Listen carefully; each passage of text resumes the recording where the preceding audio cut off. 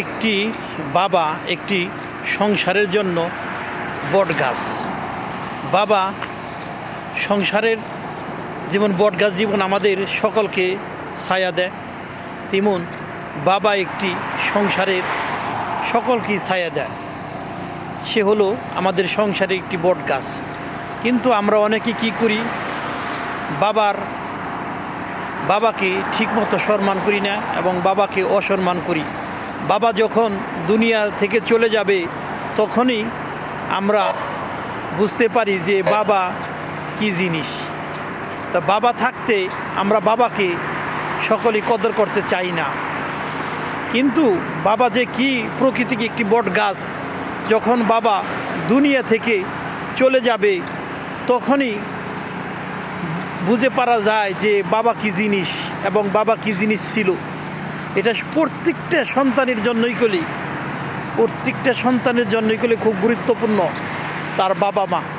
কিন্তু আমরা যদি সকলেই বাবা মা বেঁচে থাকতে বাবা মাকে অসম্মান করি এবং কটু কথা বলি, তারা যে কতটুক কষ্ট পায় একমাত্র আল্লাহ তাআলাই ভালো জানে।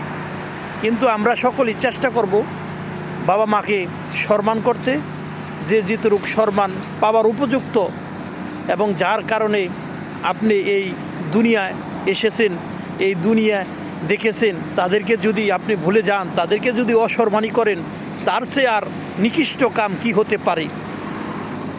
এই বাবা মা যতদিন বেঁচে আসে সকলেরই দরকার এই বাবা মাকে মাথার উপরে রাখার জন্য। কারণ এই বাবা মার ধারাই করে এই দুনিয়াতে আমরা এসেছি।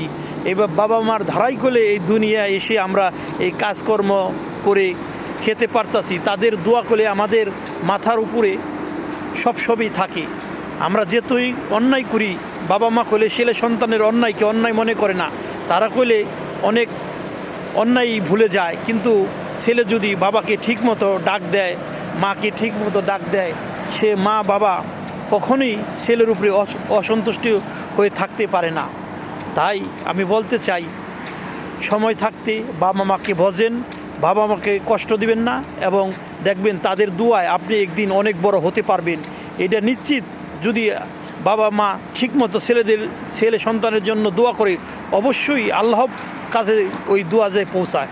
তাই সকলের জন্য ভালো থাকবেন, সুস্থ থাকবেন, সকলের জন্য দোয়া করবেন। আমার কথাগুলো যদি সত্যি হয়ে থাকে লাইক শেয়ার কমেন্ট করবেন। আসসালামু আলাইকুম ওয়া রাহমাতুল্লাহি ওয়া বারাকাতুহু।